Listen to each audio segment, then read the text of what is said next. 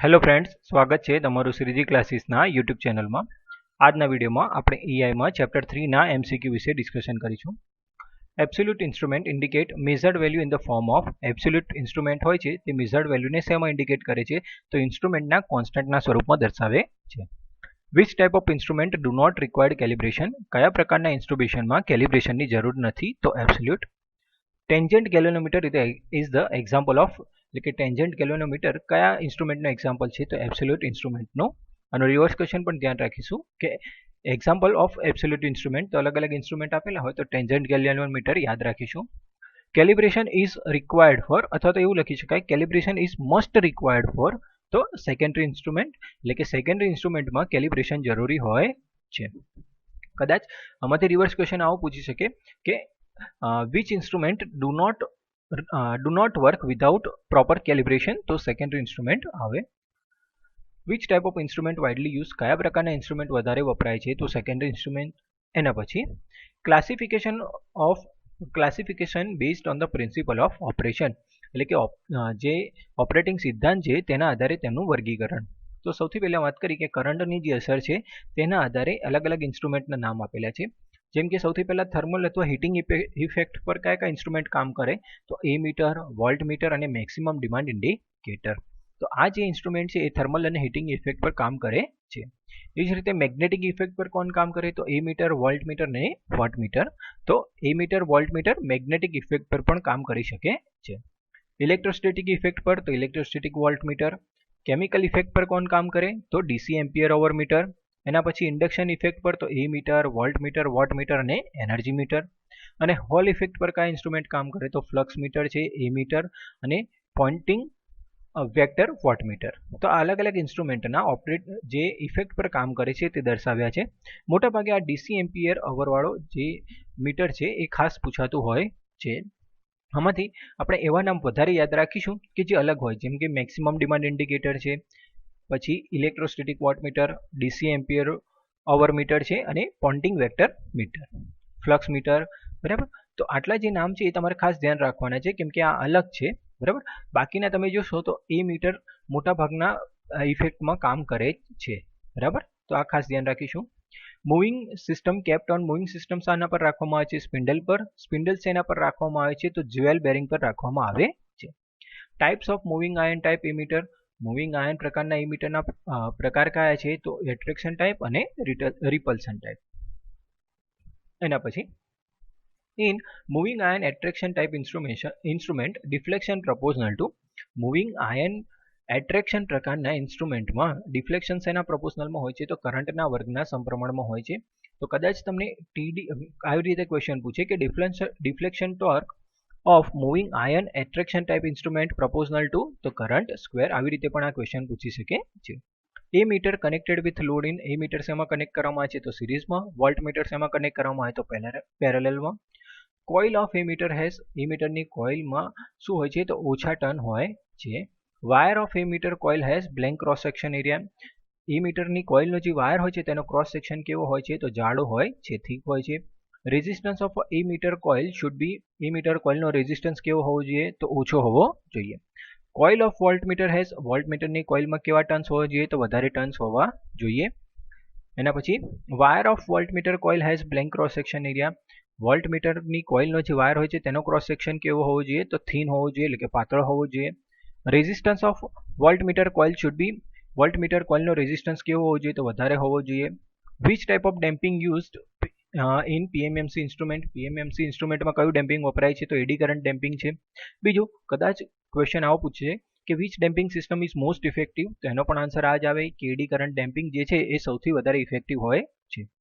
Moving iron type instrument has moving iron ટાઈપના ઇન્સ્ટ્રુમેન્ટમાં scale કેવી હોય છે તો નોન યુનિફોર્મ હોય છે। પીએમએમસી ઇન્સ્ટ્રુમેન્ટ હેઝ પીએમએમસી ઇન્સ્ટ્રુમેન્ટમાં કેવી સ્કેલ હોય છે તો યુનિફોર્મ સ્કેલ હોય છે। મોટાભાગે જેમાં વર્ગવાળું ડિફ્લેક્શન ટોર્ક મળતું હોય તેમાં તમને સ્કેલ નોન યુનિફોર્મ જ જોવા મળશે। Moving iron type instrument operate on moving iron પ્રકારનું ઇન્સ્ટ્રુમેન્ટ છે એ કયા કયા સપ્લાય પર કામ કરે છે તો એ બંને સપ્લાય પર કામ કરે છે, એસી અને ડીસી। પીએમએમસી ઇન્સ્ટ્રુમેન્ટ કયા સપ્લાય પર કામ કરે છે તો ડીસી પર કામ કરે છે। For which type of instrument polarity should be kept in mind કયા પ્રકારના ઇન્સ્ટ્રુમેન્ટમાં પોલારિટી તમારે ધ્યાન રાખવી પડે છે તો પીએમએમસીમાં। Magnetic field obtain in a moving iron type instrument by magnetic field moving iron type સિસ્ટમમાં કઈ રીતે મેળવવામાં આવે છે? તો કોઇલમાંથી કરંટ પાસ કરીને. જ્યારે પીએમએમસી ઇન્સ્ટ્રુમેન્ટમાં કઈ રીતે મેળવવામાં આવે છે? તો પરમેનન્ટ મેગ્નેટમાંથી મેળવવામાં આવે છે. Damping used in dynamometer type instrument. Dynamometer type ઇન્સ્ટ્રુમેન્ટમાં કયું ડેમ્પિંગ હોય છે? તો એર ફ્રિક્શન ડેમ્પિંગ હોય છે. Dynamometer type ammeter and voltmeter has તો નોન યુનિફોર્મ સ્કેલ હોય છે. પણ ડાયનેમોમીટર ટાઈપ વોટમીટર હેઝ વોટમીટરની સ્કેલ કેવી હોય છે? તો યુનિફોર્મ સ્કેલ હોય છે. ખાસ ધ્યાન રાખજો કે ડાયનેમોમીટર પ્રકારના એ મીટર અને વોલ્ટમીટરની સ્કેલ નોન યુનિફોર્મ હોય છે, જ્યારે ડાયનેમોમીટર પ્રકારના વોટમીટરની સ્કેલ યુનિફોર્મ હોય છે. તમને ખ્યાલ આવે એટલા માટે જ અહીંયા લખેલું છે. અહીંયા ammeter TD proportional to I square, wattmeter TD proportional to V square અને વોટમીટરમાં ટીડી પ્રોપોર્શનલ ટુ ડબલ્યુ આવશે. અહીંયા ખાસ ધ્યાન રાખીશું કે ટીડી પ્રોપોર્શનલ ટુ ડબલ્યુ આવશે, સ્ક્વેર આવશે નહીં. એટલે ટીડી પ્રોપોર્શનલ ટુ ડબલ્યુ એટલે એનો જે સ્કેલ થશે એ કેવી થશે? યુનિફોર્મ થશે. એટલે આ ખાસ ધ્યાન રાખવાનું છે કે અહીંયા શું આન્સર આવશે કે ટીડી પ્રોપોર્શનલ ટુ ડબલ્યુ. બરાબર. તો આ ખાસ ધ્યાન રાખજો કે ડાયનેમોમીટર ટાઈપના વોટમીટરની સ્કેલ કેવી છે? યુનિફોર્મ છે. 3 wattmeter method two measure power use for એટલે કે 3 વોટમીટર વાળી મેથડ છે એ કયા લોડ માટે પાવર માપી શકીએ? તો અનબેલેન્સ લોડ માટે વાપરી શકીએ. 3 wattmeter method two measure power use for એટલે કે પાવર મેઝર કરવાની 3 વોટમીટર મેથડ કયા વાયરમાં 3 ફેઝ 4 વાયર માટે વપરાય છે? એ જ રીતે પાવર મેઝર કરવાની 3 વોટમીટર મેથડ શેના માટે વપરાય છે? તો અનબેલેન્સ લોડ માટે વપરાય છે. 2 વોટમીટર મેથડ યુઝ ફોર જે 2 વોટમીટર વાળી મેથડ છે એ શેના માટે વપરાય? તો બેલેન્સ અને અનબેલેન્સ લોડ બંને માટે વાપરી શકીએ છીએ. એના પછી 10 નું જે સૂત્ર આપેલું છે આપણને એ પણ આપણે ધ્યાન રાખી શકીએ કે સપોઝ 2 વોટમીટરના રીડિંગ આપેલા હોય તો એના પરથી એંગલ શોધવાનું કીધું હોય તો આપણે આ રીતે શોધી શકીએ છીએ, અથવા પાવર ફેક્ટર શોધવાનું કીધું હોય તો પણ આ સૂત્રની મદદથી શોધી શકાય છે. સપોઝ 2 વોટમીટરના રીડિંગ આપેલા હોય તો અહીંયા તમે વેલ્યુ મૂકશો એટલે tan phi ઇઝ ટુ કોઈ પણ વેલ્યુ આવશે. તમારે ફાઈની વેલ્યુ શોધી લેવાની અને પછી cos phi શોધવાનો રહેશે. when reading of both wattmeter is equals power factor is જ્યારે બંને વોટમીટરના રીડિંગ સરખા હોય ત્યારે પાવર ફેક્ટર કેવો હોય? યુનિટી હોય. when reading of one wattmeter is 0 power factor is એક વોટમીટરનું રીડિંગ 0 હોય તો પાવર ફેક્ટર કેટલું હોય? 0.5 હોય. when reading of both wattmeter unequal and positive જ્યારે બંને વોટમીટરના રીડિંગ અનઇક્વલ અને પોઝિટિવ હોય તો પાવર ફેક્ટર 0 થી 0.5 હોય. when power factor is between 0 to 0.5 value of phase angle જ્યારે પાવર ફેક્ટર 0 થી 0.5 વચ્ચે હોય તો ફેઝ એંગલ કેટલો હોય? તો 0 to 60 ડિગ્રી હોય. when reading of both wattmeter is equals but opposite એટલે કે બંને વોટમીટરના રીડિંગ સરખા હોય પરંતુ ઓપોઝિટ હોય તો પાવર ફેક્ટર કેટલો હોય? 0 હોય છે.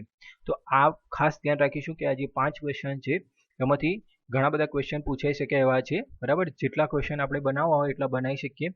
આના રીડિંગ અહીંયા સપોઝ આના રિવર્સ ક્વેશ્ચન પણ બનાવી શકીએ કે for the unity power factor reading of both wattmeter is તો એનો આન્સર આવે ઇક્વલ્સ. પર 0.5 power factor reading of wattmeter is તો અલગ અલગ ઓપ્શન આપે. તો એ રીતે આપણે આ ખાસ ધ્યાન રાખવાનું છે કે આના રિવર્સ ક્વેશ્ચન પણ તમારે બનાવતા રહેવાનું છે. અહીંયા સિમ્પલ તમને ખ્યાલ આવે એટલા માટે ટેબલના ફોર્મમાં લખેલું છે કે સપોઝ યુનિટી હોય તો વોટમીટરના રીડિંગ કેવા હશે? ઇક્વલ અને પોઝિટિવ હશે. બરાબર. પાવર ફેક્ટર 0.5 થી 1 ની વચ્ચે હશે તો અનઇક્વલ અને પોઝિટિવ આવશે. 0.5 હશે તો એક વોટમીટરનું રીડિંગ 0 આવશે. 0 થી 0.5 વચ્ચે હશે તો અનઇક્વલ હશે, પણ એક વોટમીટરનું રીડિંગ કેવું હશે? નેગેટિવ હશે. અને પાવર ફેક્ટર 0 હશે તો બંનેના રીડિંગ ઇક્વલ પણ એકનું રીડિંગ કેવું હશે? નેગેટિવ હશે. 3 element wattmeter use for 3 element wattmeter ક્યાં વપરાય છે? તો અનબેલેન્સ લોડ માટે વપરાય છે. 2 એલિમેન્ટ વોટમીટર બેલેન્સ અને અનબેલેન્સ લોડ માટે બંને માટે વાપરી શકીએ છીએ. Load in AC circuit indicate by AC સર્કિટમાં લોડ શેની કેવી રીતે ઇન્ડિકેટ કરાય છે? તો વોલ્ટ એમ્પિયરમાં. એનો જે કોસાઇન કમ્પોનન્ટ હોય તેને એક્ટિવ કમ્પોનન્ટ અથવા પાવર કમ્પોનન્ટ કહેવાય. એક્ટિવ કમ્પોનન્ટ મેઝર્ડ બાય શેની મદદથી માપી શકીએ છીએ? વોટમીટરની મદદથી માપી શકાય છે. એના પછી reactive volt ampere of a balance load measure by reactive volt ampere balance લોડનો શેની મદદથી માપી શકાય? તો સિંગલ ફેઝ વોટમીટરની મદદથી. Reactive voltmeter of a single phase circuit તો રિએક્ટિવ વોલ્ટ એમ્પિયર આપણે શેની મદદથી માપી શકીએ? વીઆર મીટરથી. Construction of VAR meter similar to VAR મીટરનું કન્સ્ટ્રક્શન કોના બરાબર હોય છે? તો ડાયનેમો ટાઈપ વોટમીટરના જેવું જ હોય છે. Energy meter measured energy meter શામાં એનર્જી મેઝર કરે છે? તો kWhમાં. when 1 kilowatt power taken for 1 hour then it is called એટલે કે જો 1 કિલોવોટ પાવર 1 કલાક માટે લેવામાં આવે તો તેને શું કહેવાય, તો 1 kWh અથવા 1 યુનિટ કહેવાય છે. અહીંયા ખાસ ધ્યાન રાખજો કે આ 1 kWh અને 1 યુનિટની ડેફિનેશન છે. આમાં થોડું ચેન્જ કરી નાખીએ કે when 100 watt power taken for 10 hour it is called, તો પણ 1 કિલોવોટ અવર ને 1 યુનિટ જ કહેવાય. અહીંયા તમે ધ્યાન રાખશો તો અહીંયા સપોઝ 1000 વોટ થાય તેની જગ્યાએ 100 કર્યા છે અને 1 અવરની જગ્યાએ 10 કર્યા છે. તો કદાચ તમને કન્ફ્યુઝ કરવા માટે અહીંયા કોઈ ચેન્જ કરે તો પણ તમારે ધ્યાન રાખવું જોઈએ. બરાબર, અહીંયા સિમ્પલ તમારે ધ્યાન રાખવાનું કે બંનેનો જે મલ્ટિપ્લિકેશન છે એ 1000 થવું જોઈએ. અહીંયા સપોઝ 1k એટલે 1000 ઇન્ટુ 1 તો 1000 થશે. અહીંયા 100 ઇન્ટુ 10 એટલે શું થશે, 1000 થશે. તો આ ખાસ ધ્યાન રાખીશું. Which meter use to measure energy in DC circuit. DC સર્કિટમાં અહીંયા એનર્જી માપવા માટે શું વપરાય છે, તો ડીસી એમ્પિયર અવર મીટર વપરાય છે. Which meter use to measure energy in AC circuit. AC સર્કિટમાં એનર્જી માપવા માટે શું વપરાય, તો ઇન્ડક્શન ટાઈપ એનર્જી મીટર વપરાય છે. આ જે ઇન્ડક્શન ટાઈપના જેટલા પણ ઇન્સ્ટ્રુમેન્ટ હોય એ તમારે ખાસ ધ્યાન રાખવાનું, એ માત્ર એસી સપ્લાય પર જ ઓપરેટ થશે અને જે પીએમએમસી પ્રકારના ઇન્સ્ટ્રુમેન્ટ છે એ ડીસી સપ્લાય પર જ ઓપરેટ થશે. બાકીના મોટાભાગના ઇન્સ્ટ્રુમેન્ટ એવા હોય છે કે જે બંને સપ્લાય એસી અને ડીસી પર ઓપરેટ થાય છે. Energy meter constant indicate by. Energy મીટરનો કોન્સ્ટન્ટ શેની વડે ઇન્ડિકેટ થાય છે, કે વડે. Unit of energy meter constant. Energy meter કોન્સ્ટન્ટનો યુનિટ શું છે, તો revolution per kWh. To eliminate effect of creep in energy meter. ક્રીપની ઇફેક્ટ એલિમિનેટ કરવા માટે શું વપરાય છે, તો holes are provided on the disc, એટલે કે ડિસ્ક પર કાણા પ્રોવાઈડ કરવામાં આવે છે. Scale of hot wire instrument. Hot wire ઇન્સ્ટ્રુમેન્ટની scale કેવી હોય છે, તો નોન યુનિફોર્મ હોય છે. Small consumer charge on the basis of. જે નાના કન્ઝ્યુમર હોય છે તે શેના બેઝ પર ચાર્જ કરવામાં આવે છે, તો યુનિટ કન્ઝપ્શન પર ચાર્જ કરવામાં આવે છે. મોટા કન્ઝ્યુમર હોય શેના પર ચાર્જ કરવામાં આવે છે, તો 2 પાર્ટ ટેરિફ મેથડ હોય છે, એટલે કે 2 પાર્ટ ટેરિફ પર ચાર્જ કરવામાં આવે છે. તો 2 પાર્ટમાં શું હોય છે, તો એક હોય છે KW એટલે કે એમની મેક્સિમમ ડિમાન્ડ પર, અને બીજું તેમની એનર્જી મીટર પર ના રીડિંગ પ્રમાણે. તો એને આ રીતે 2 પાર્ટ પર ચાર્જ કરવામાં આવે છે. Types of maximum demand indicator. Maximum demand ઇન્ડિકેટરના પ્રકાર કયા છે, તો થર્મલ અને મર્જ પ્રાઇસ છે. Which meter measures maximum KVA from zero lagging unity and zero leading. ખાસ ધ્યાન રાખીશું કે એવું કયું મીટર છે કે જે KVA ઝીરો લેગિંગથી યુનિટી અને ઝીરો લીડિંગ સુધી મેઝર કરી શકે, એટલે કે બધા જ પાવર ફેક્ટર પર. તો ટ્રાય વેક્ટર મીટર આવે. Trivector meter use for which type of load. કયા પ્રકારના લોડ માટે વપરાય છે, તો બેલેન્સ અને અનબેલેન્સ લોડ માટે. Phase sequence of a 3 phase supply check by. 3 phase સપ્લાયની ફેઝ સિક્વન્સ તમે શેની મદદથી ચેક કરી શકો, ફેઝ સિક્વન્સ ઇન્ડિકેટરની મદદથી. If phase sequence of a 3 phase supply reverse, induction motor rotating. જો 3 ફેઝ સપ્લાયની ફેઝ સિક્વન્સ રિવર્સ થાય તો ઇન્ડક્શન મોટર શું થશે, તો રિવર્સ ડાયરેક્શનમાં ઓપરેટ થશે. Types of phase sequence indicator. Phase sequence ઇન્ડિકેટરના પ્રકાર કયા છે, તો રોટેટિંગ અને સ્ટેટિક છે. Alternating current of a conductor without breaking it measure by, એટલે કે કંડક્ટરને બ્રેક કર્યા વગર આપણે એસી કરંટ કઈ રીતે મેઝર કરી શકીએ, તો ક્લિપ ઓન મીટરની મદદથી આપણે મેઝર કરી શકીએ છીએ. Digital static meter use. Digital static મીટરમાં શું વપરાય છે, તો VLSI સર્કિટ વપરાય છે. Good designed energy meter record energy at blank of basic current, એટલે કે જે સારી રીતે એનર્જી મીટર ડિઝાઇન કરવામાં આવ્યું હોય તે કેટલા ટકા બેઝિક કરંટ પર એનર્જી મેઝર કરી શકે છે, તો 0.1% પર પણ એનર્જી મેઝર કરી શકે છે. ADCનો મિનિંગ શું થાય, તો એનાલોગ ટુ ડિજિટલ કન્વર્ટ કરે, એટલે કે એનાલોગ સિગ્નલનું ડિજિટલમાં રૂપાંતર કરે છે. To store data in static digital energy meter, એટલે કે સ્ટેટિક ડિજિટલ એનર્જી મીટરમાં ડેટા સ્ટોર કરવા માટે શું વપરાય, તો ઇમ્પલ્સ રજિસ્ટર વપરાય છે. Specification of 3 phase static digital energy meter, એટલે કે 3 ફેઝ ડિજિટલ એનર્જી મીટર છે તેના સ્પેસિફિકેશન કયા છે, તો સૌથી પહેલા type AC 3 phase 4 wire MC3.P. Volt meter શું છે, વોલ્ટ કેટલા 3 × 240, current 10 to 40 ampere, frequency 50 hertz, pulse per kilowatt hour 3200 અને ક્લાસ ઓફ એક્યુરેસી CL 1.0. અહીંયા આપણે કરંટ ખાસ ધ્યાન રાખીશું, પલ્સ અને ક્લાસ ઓફ એક્યુરેસી આ ત્રણ વસ્તુમાંથી ક્વેશ્ચન પૂછાય તેની સંભાવના વધારે હોય છે. Temperature coefficient of shunt should be. શન્ટનો ટેમ્પરેચર કોફિશિયન્ટ કેવો હોવો જોઈએ, તો લો અને કોન્સ્ટન્ટ, એટલે કે ઓછો અને અચળ હોવો જોઈએ. Shunt for DC circuit made from. DC circuit માટે શન્ટ શેમાંથી બનાવવામાં આવે છે, તો મેંગેનીનમાંથી બનાવવામાં આવે છે, અને એસી સર્કિટમાં શેમાંથી બનાવવામાં આવે છે, તો કોન્સ્ટન્ટાઇનમાંથી બનાવવામાં આવે છે.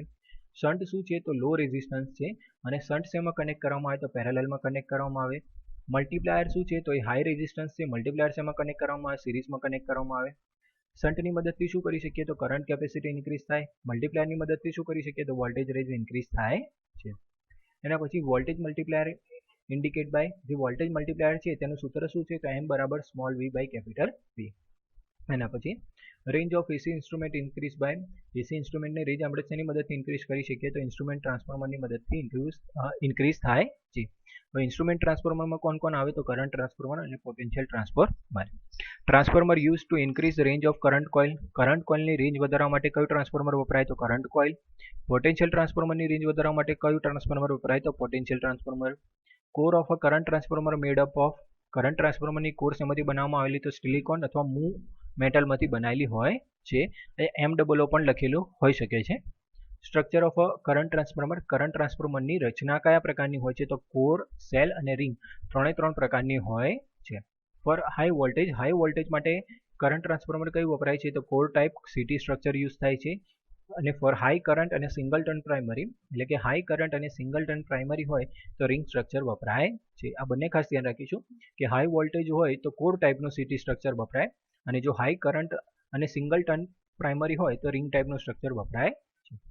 Types of current transformer, current ટ્રાન્સફોર્મરના પ્રકાર કયા છે, તો બાર ટાઈપ અને વાઉન્ડ ટાઈપ હોય છે.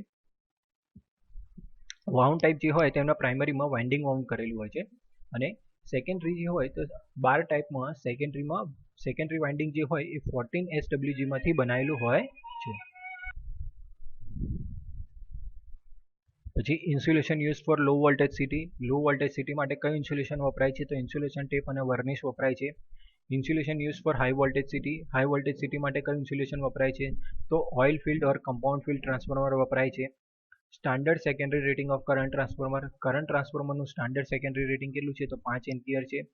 Standard second primary rating of current transformer, અહીંયા ખાસ ધ્યાન રાખીશું પ્રાઇમરી રેટિંગ કેટલું હોય તો 5 થી 6000 એમ્પિયર જેટલું હોય છે. સ્ટ્રક્ચર ઓફ અ પીટીનું સ્ટ્રક્ચર કેવું હોય છે, તો સેલ પ્રકારનું હોય છે. એના પછી standard secondary line voltage of PT, secondary line voltage કેટલા હોય છે, તો 110 વોલ્ટ હોય છે. Standard primary line voltage of PT, primary line voltage કેટલા હોય છે, તો 110 થી 440, 550, 660 થી જે આટલા 6,60,000 અથવા 4 લાખ વોલ્ટેજ સુધીના એનું રેટિંગ અવેલેબલ હોય છે. તો આટલા વોલ્ટેજ સુધી સિટીના પ્રાઇમરી લાઇન વોલ્ટેજ પણ અવેલેબલ હોય છે. મેઇનલી આપણે સેકન્ડરી લાઇન વોલ્ટેજ એના ખાસ ધ્યાનમાં રાખવાના હોય છે, બરાબર.